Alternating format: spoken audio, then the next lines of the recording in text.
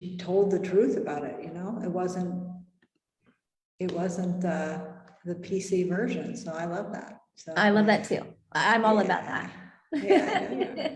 Okay, so we are going live. We're going to have Facebook jump up. Just 1 second. Let me mute it so that we don't get a backlog. Hi, where are you? Where's my volume here? Okay, sorry, it's not letting me. There it is. No, not that. Okay, if Facebook, for some reason, I'm not getting the sound on the Facebook, but we're frozen at the moment, but we'll trust that it's all going to be fine. Hello, I am here. I am going to record this just in case, Tara, there's something going on weird with Facebook. Anyway, I am so happy to be here with my dear sister, Terra Gold. And Tara is a powerhouse in her own right. I am going to refer a little bit to her bio, just so that you get to learn a little bit about her. She's the owner of Terra Wellness Integrative Medical Clinic and products, and she's based in Santa Barbara. And she co-authored a textbook for yoga therapy and integrative medicine. I tell you, she's the person I go to when things are not quite right in my body. And she's the co-creator and director of the Life Enhancement Training Program, Yoga and the Healing Sciences, that was offered for over a decade at Loyola Marymount University. She's a musician, a beautiful musician. And in 2014, she released an album called Sun and Moon as a devotional journey in her honor of Bhakti, yoga, music, and chanting.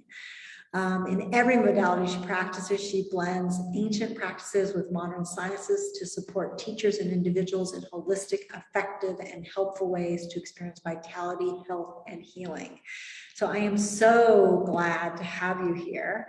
And this, you know, I'm loosely calling this Facebook Live series the Wise Woman series. And so I'm inviting all my beautiful wise woman friends that I have, I'm so blessed to come on and talk a little bit about this journey for them. You're 47 now, right? So you're right in perimenopause. And although I haven't seen you in like what I call, my ladies know, cray-cray perimenopausal syndrome, you are noticing some changes and some shifts, yeah?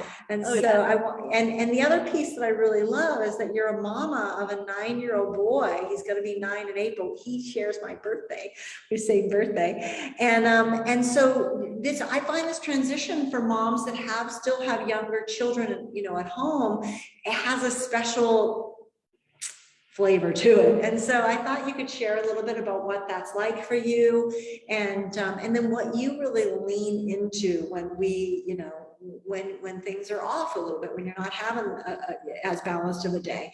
Because Tara, just so you know, I talk a lot about how even if you're not in perimenopausal syndrome where everything's going crazy, your cycles can still be up and down and a little bit off, depending on the quality of the egg that was released or whether an egg was released, right? And so if you happen to get a month where that egg wasn't released, thereby your corpus luteum isn't making the progesterone you need, you could have an off month, and that also makes this time unstable. So I'd love to just, you know, drop in and check in, and how is it going for you? what's going on? Well, let's just dive in. Let's just dive in. Yeah. I will say, you know, and I think it's so perfect. I mentioned before we started video that I can feel I'm premenstrual right now, and it's about to come up, I'm certain. And you know, I'm someone who charts and tracks my cycles in a way where I tend to know, I can feel and sense ovulation. I can feel and sense different parts of what's going to happen. I definitely know when I'm about to bleed. And I will say that as things have been shifting, you know, as I get deeper into my later 40s, I'm noticing PMS has been stronger again, which for me is something I regulated really well once I figured out how to do certain ways of balancing over my lifetime. It wasn't always easy. When I was younger, it was harder. And then I learned so much though with herbs and with yoga therapy and with various things with, in my practices that I was pretty well regulated, I would say, over the years. But But then I would say in the last few years, it's felt more essential to have certain herbal remedies that have helped with Chinese medicine. Also, it's been more essential to take rest right when I know my cycle's coming and really honor that I need it, and not just rest, but to go into a state of nothingness, where it's about doing nothing, and going into that receptive space and being willing to receive the changes as opposed to resist them or try to do something about them, but actually to stop resisting it and to go into this space, because it's powerful. I feel these energy shifts that go with these cycles that are very powerful. Well, one of the things that is happening, and I know you know all of this, but I'll tell our ladies about it, is that as the ovaries stop producing progesterone, our adrenals, we rely more on the production of progesterone that comes from our adrenals. Mm-hmm. And so if we're overtaxing ourselves and our adrenals aren't really doing their share of progesterone production, we're really going to feel it. So that instinct you have to just drop is just such a beautiful instinct, because I love like doing 10 minutes of shavasana, right, which is that just lying on the earth with your arms out and just like letting go, really has that restorative that lying on the sofa and playing on the phone doesn't have. We think we're resting, but we're not really. Yeah, Cari, you and I are both practitioners in wellness. Right. And so I'm always telling my own clients ways to harmonize yourself when you first wake up, have those moments of waking up be sacred time and let the transition be slow. But also to weave into the day moments where we are going into stillness or nothingness and not doing, but I found that at this stage of life, it's even more essential somehow. And I totally agree with what you're saying, because my adrenals, if I'm overdoing, it is absolutely affecting my cycle more, I've noticed, than when I'm in a rhythm of honoring natural rhythms, and making sure that that's really happening daily. So we all have ups and downs and ebbs and flows with our busyness and whatever's coming at us also in our lives that are totally unexpected moments and situations. But making sure to weave in and have that nothingness. And I'm also realizing too, I'm entering a cycle of deep creativity again, which I felt hugely before I had my son. And it was a time where that was a prolific time of writing a big textbook and putting out my music album at that time, and doing it right when I was pregnant with him at the same time. So I've been noticing in this year how there's this cultivation of creativity that's just naturally occurring that I'm noticing is happening at the same time that I'm observing more premenopausal tendencies.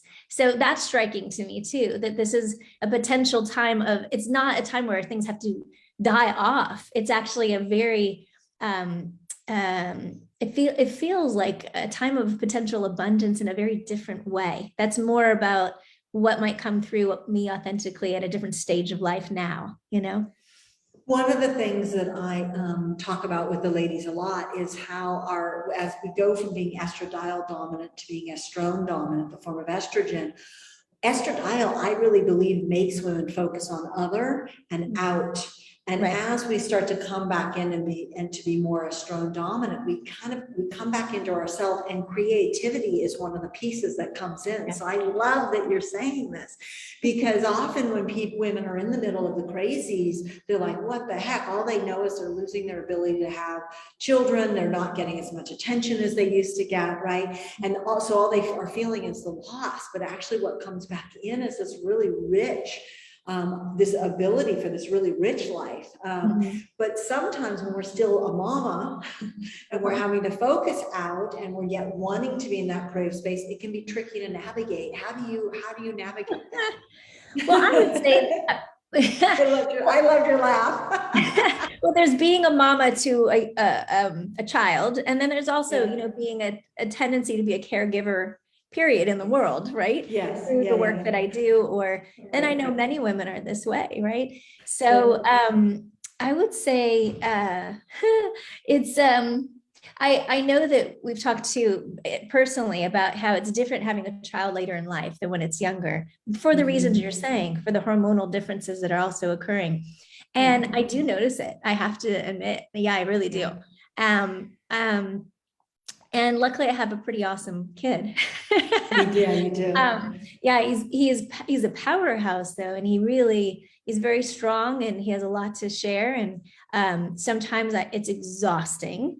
And so it comes back to, again, I've learned I've had to get better at communicating with him what my needs are, you know. Nice. Yeah, which That's great. and so we've been developing that together, you know, making sure that he's learning how to really speak what he needs, but that he's learning how to mutually respect what my needs are too, because that's something that I gave away for a long time as a parent, where I was taking the role more of, well, I'm meant to be the caregiver. I'm meant to be the caregiver. Yes, I'm not asking him to take care of me, but I am asking him to be able to have a mutual respect, human to human, loving being to loving being in certain moments, based on these changes or the, you know, the cycles that we both go through, you know, in our lives. Nice. Oh, yeah, and he's so smart that he could, I mean, you know, I think 9-year-olds have the capacity now to include other people in their Absolutely. frame of reference, right? So, Yeah, oh, sure. I'd love to hear that, because again, when we're younger, we tended to just give because we're actually hormonally programmed for that, right? And Yeah. now I love hearing that you're bringing yourself back into the equation and using it as a teaching for him, to teach him, because he is strong and he's an Aries like me. We have the same birthday, and Aries can be all about like, I got to do this and where am I going and what do I want and what are my needs and what am I, you know? And so, you know, really helping him learn now that other people are part of the equation is so important. And honestly, since I started doing more of that, I'm noticing that he's initiating that more too. You know, that he actually is able to make that shift with me, which is beautiful and important, I think, for both of us.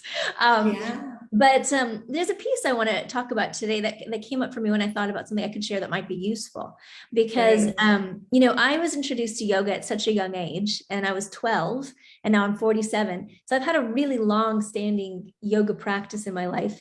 But one of the things I've noticed too is that, and I knew this and heard this many years being involved in yoga philosophy, but how important it is to recognize that we have a unique rhythm to each of us in terms of how we need to move or want to move that suits us best, that suits our adrenals best, that suits us energetically best.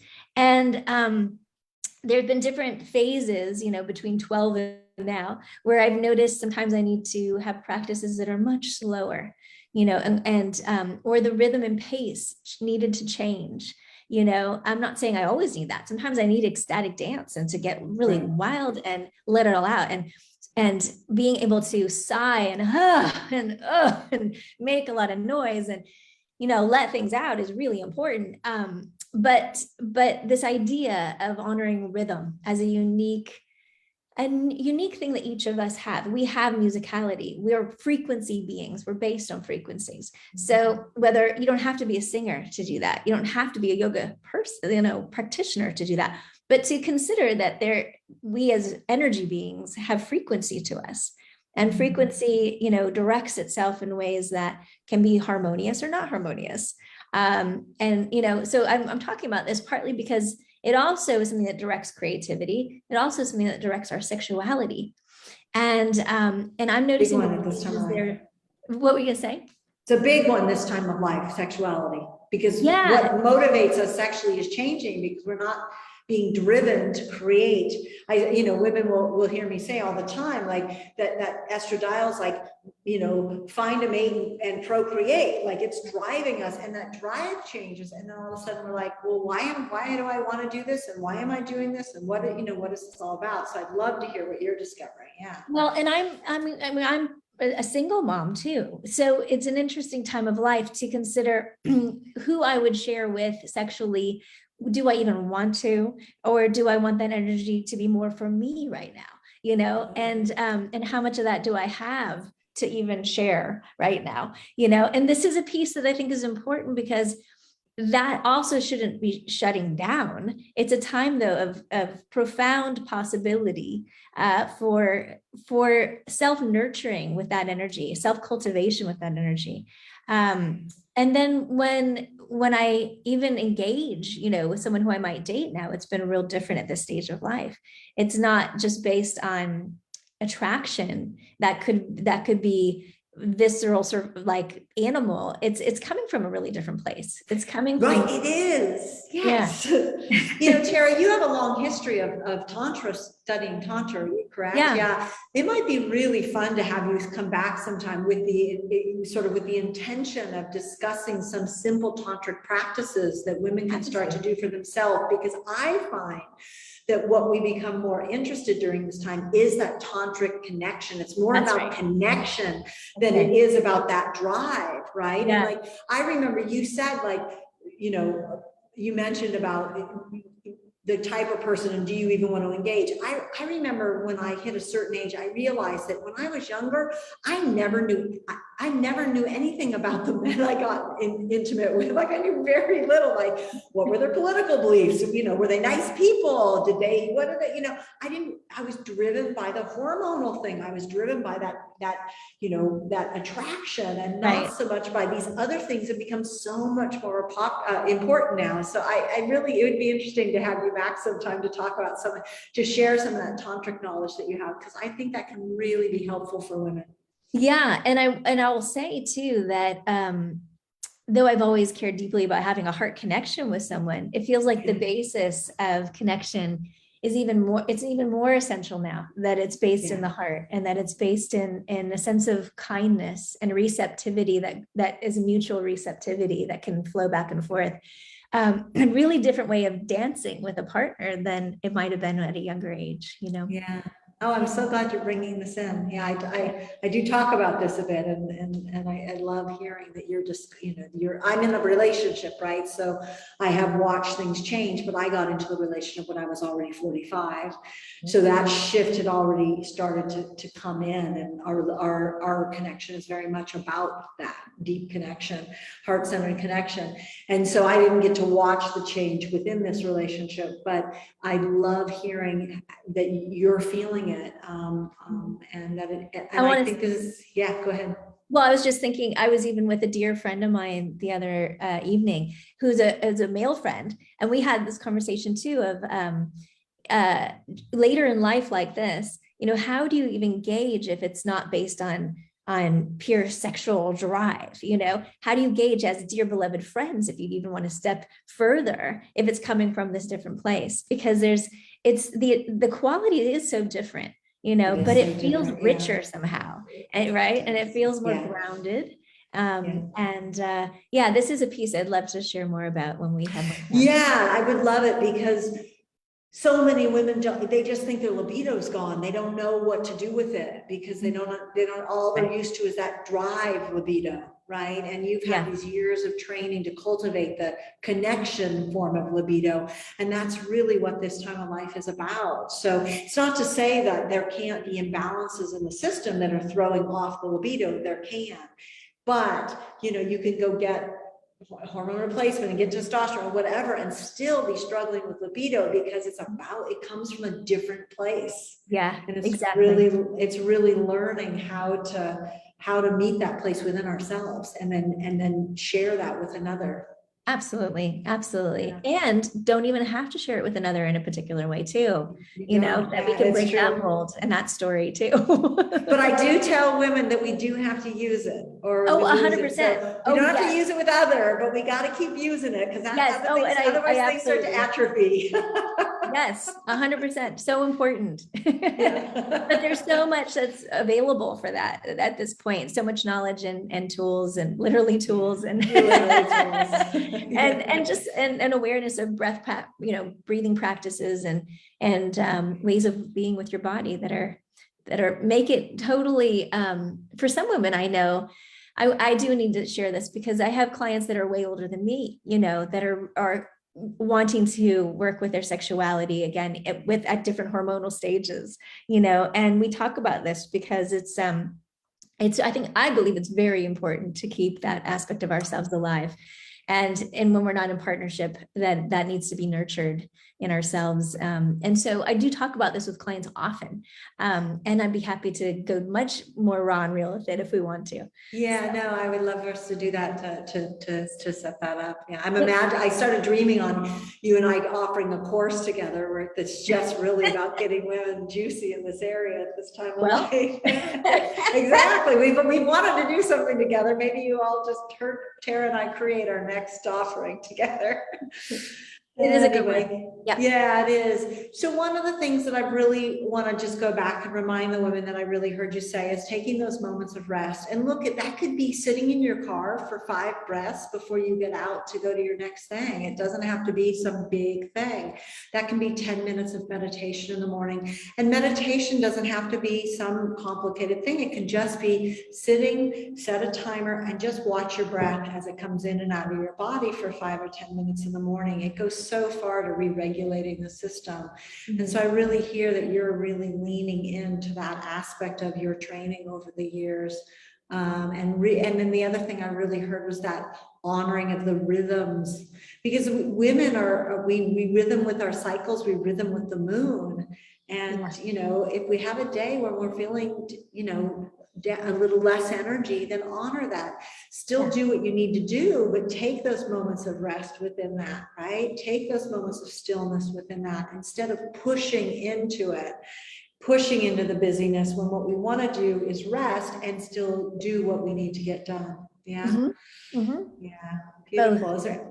Yeah, so good. Is there anything else that you'd love these ladies to hear about? Or I would say also, you know, recognizing that you are part of nature. Nature runs through you, you know, nature runs through all of us. And anything ritualized in one's day that reminds us of that is part of what I think nourishes us too every day.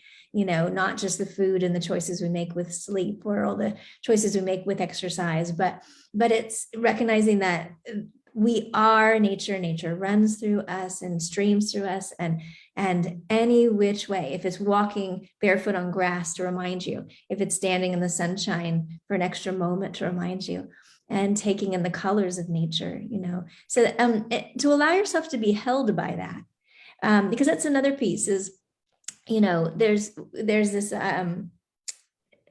there's a thing as we get older where I think it's important to remember to be held, to always still be open to being held.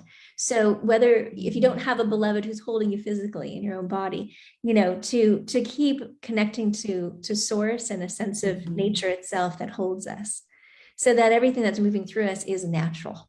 So we regard it as natural. That's beautiful. I remember just the other day, my belly was off and it was uncomfortable, and I was sitting out and I was at a beach in Costa Rica this was on Saturday. And I was, you know, you get sometimes where you're just like, I'm uncomfortable. And all of a sudden I felt the wind rush across my arm, and it felt like a feather being brushed across my arm. And I was like, oh, interesting. I could pay attention to my belly that is unhappy, or I could pay attention to that wind that is caressing me right now. And it literally felt like what I call a God moment, because it woke my awareness up, woke my awareness up to that there is so much more. And that we are being surrounded by and nourished with. I mean, air is there every moment providing us life. Yeah. And so I love that image of we're literally like in the hands of God. We're being held by spirit. We're with God, spirit, nature, whatever, at every moment. And so to learn to rest in that. Yeah, I love that you brought that in. That just happened the other day. And I was like, oh, I don't have to just sit here and put all my attention on my belly that doesn't feel good. I can pay attention to the millions of other things that are happening around me. And at that moment, it was the caress of the wind. Beautiful. So beautiful. Yeah. And holding those paradoxes is the last thing I'd say, because there's a tendency to want to, again, just not feel this. It's so uncomfortable, right? But hold this and this. Yes, this and. Yeah, not to get so wrapped up in it that we lose sight of the other, but not to ignore, you know, and just bypass it and pay attention to the other, the yes and. Because I find during this time, the more we try to bypass, the more we get our booty kicked. 100%. Quickly. it is just like the instant correction. It's like, that's not working. Yeah, I find the same. Right. Well, I love you so much. It's so beautiful to see you. Yeah, thank you so much. Even though I know today feels like a quiet day, for coming on and being with us and sharing your beautiful self. Really Happy to be here. Happy to support and be part of this community. So it's such a needed community, right? And so really glad that you came on. And I'm serious, let's talk about that. If you feel like you have some things from that Tantra training that you had for your whole life almost, that you could share with these women of practices they could do or something. I'd really love to create something like that. happy to, and happy to offer ideas of resources, because that's one of the things I think a lot of women need to know about is or have done this or that, and have it be a helpful thing. No, really. Yeah, absolutely. Okay. Okay. All right, everyone. Sending you so much love. You too. Bye.